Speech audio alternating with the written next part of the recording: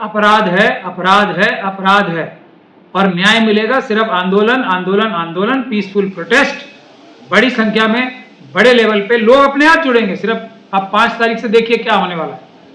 मजेदार बात यह है कि खुद जो लीडर ऑफ द अपोजिशन है, बिहार में सबसे बड़ी पॉलिटिकल पार्टी जिसकी सबसे ज्यादा सीटें असेंबली में है, तेजस्वी यादव जी उसके नेता हैं विधायक दल के, उन्हीं का वोट काट दिया। तो ये वोट करने का टाइम आ गया और करने का काम एक ही है, वो है जन आंदोलन, जो मेरे ख्याल से 5 तारीख को शुरू हो रहा है। हम इसका पूरी तरीके से समर्थन करते हैं, इसके अलावा कोई रास्ता नहीं है। पूरे देश को नागरिकता जाएगी लोगों की, न लोगों का वोटिंग का अधिकार जाएगा और चुनाव आयोग एसआईआर की प्रक्रिया को वापस लेगा।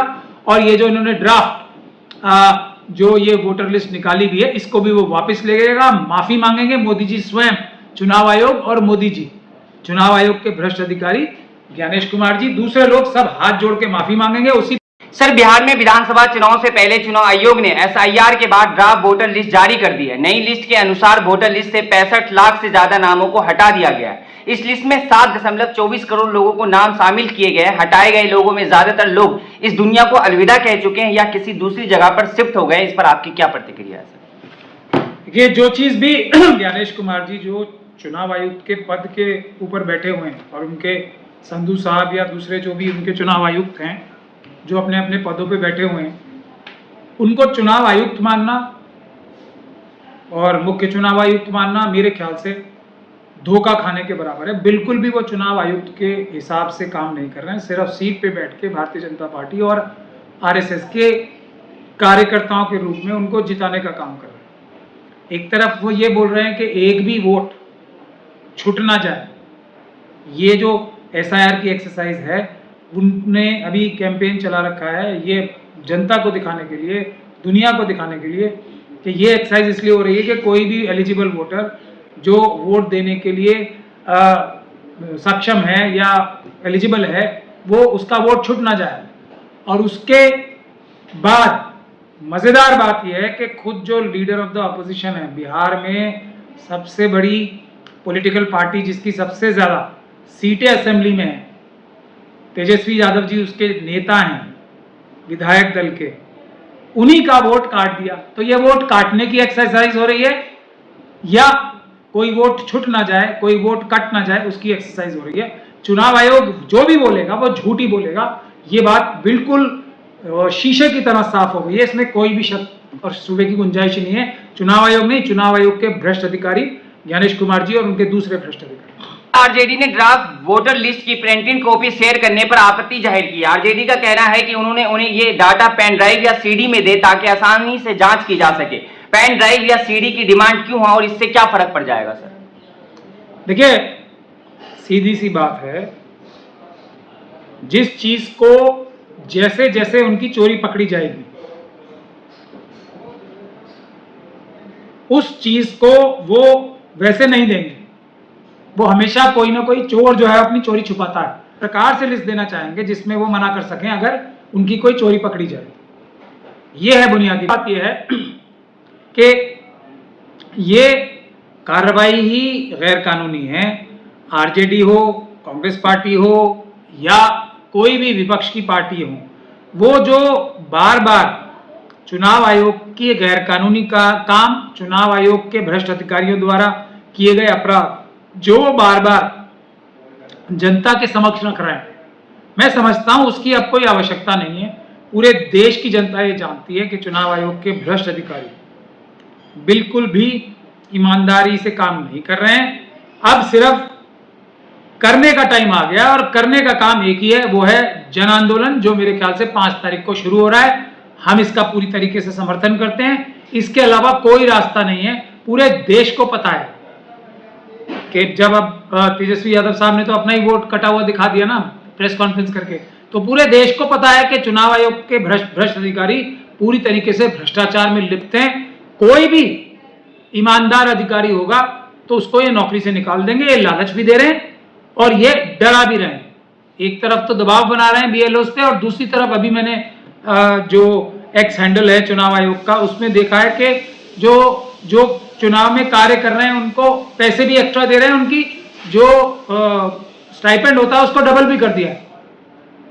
तो ये सीधे सीधे जो लालच दिया, इतना लालच तो नजर ही आ रहा है जो खुले में दिया जा रहा है।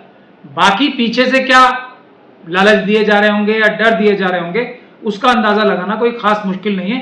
देश का हर नागरिक अंदाजा लगा सकता है कि चुनाव आयोग के भ्रष्ट अधिकारी किस हद तक भ्रष्ट हो चुके हैं।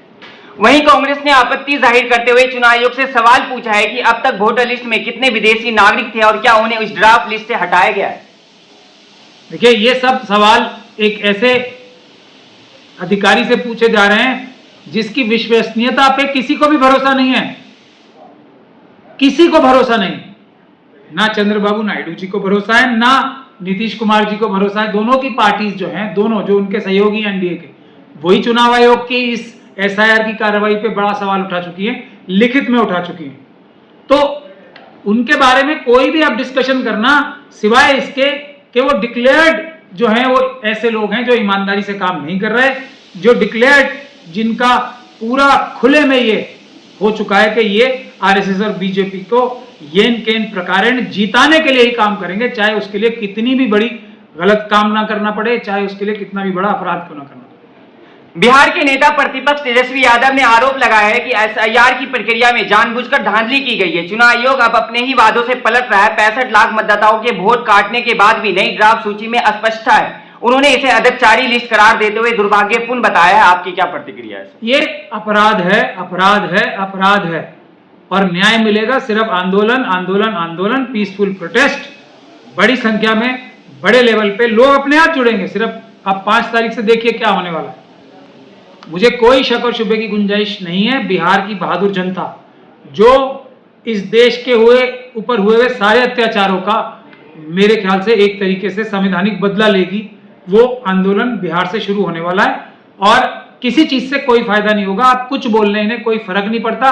राहुल गांधी जी ने जो एक बात कही है वो सही है कि वो ये सब लोग जेल में जाने लायक हैं क्योंकि इन्होंने अपराध किए। इस वजह से नहीं कि इन्होंने कोई अपराध नहीं किया तब जाना है। इन्होंने जो किया है ना वो इनको जेल में भिजवाएगा। इनके कारनामे ही ऐसे हैं जो अपराध हैं और अपराधी जेल में ही होते हैं। यही राहुल गांधी जी ने कहा है। बचेगा कोई नहीं, ये तय है। लेकिन आंदोलन हो जाएगा शुरू तो अभी ये जेल में जाना शुरू हो जाएंगे क्योंकि अदालतों को भी तब नजर आ जाएगा कि जनता जाग चुकी है, वो इस अन्याय को बर्दाश्त नहीं करेगी। तो अदालतें स्वयं इन्हें जेलों में भेजना शुरू कर देंगे। उन्होंने ये भी कहा है कि चुनाव आयोग द्वारा शुरू में यह आश्वासन दिया गया था कि मतदाता सूची से हटाए गए प्रत्येक नाम की जानकारी कारण सहित, जैसे कि मृत्यु, स्थानांतरण, रिपीटेड या लापता, सभी राजनीतिक दलों के साथ कारण सहित शेयर की जाएगी, जिससे कि ये विश्वास बन सके कि ये प्रक्रिया निष्पक्ष, पारदर्शी और लोकतांत्रिक भावना के अनुरूप रही है। लेकिन अब आयोग अपने ही आदेश और वादे से पलट गया है। इसे कैसे देखते हैं?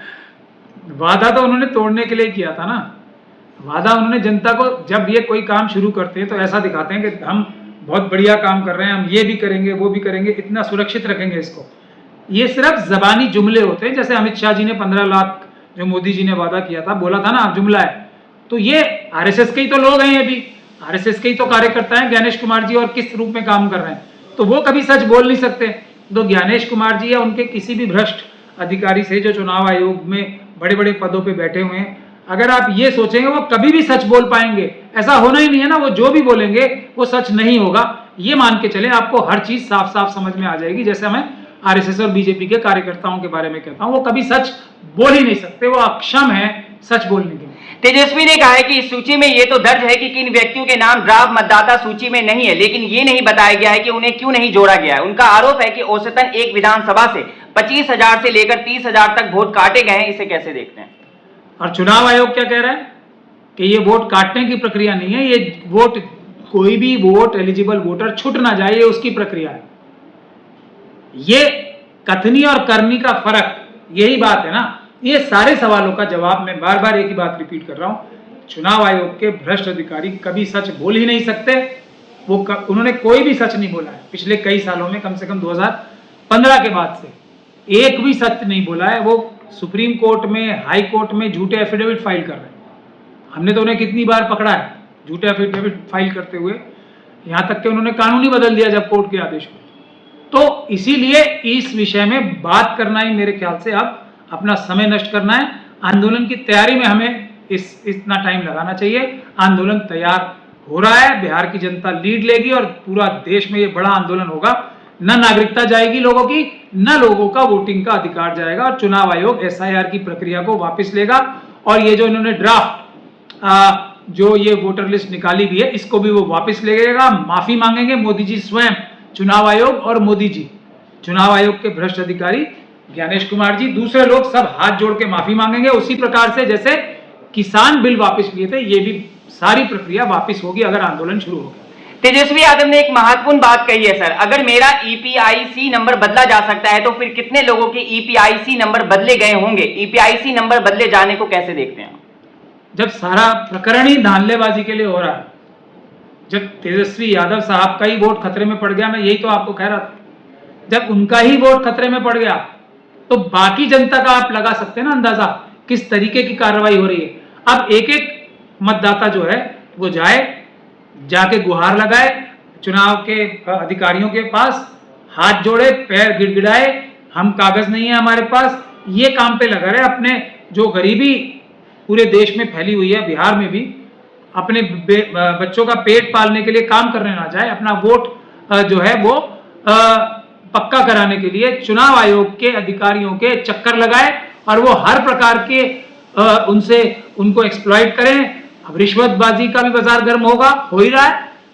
क्या हो रहा होगा? अब बेचारा कोई गरीब आदमी जाएगा तो उसको क्या आपको लगता है कि बड़ी ईमानदारी के साथ जिसका नाम ही काटा गया है बेईमानी की तरीके से, गैर कानूनी तरीके से, उसका क्या नाम चढ़ा दिया जाएगा? हरगिज नहीं, ये नहीं होने वाला है।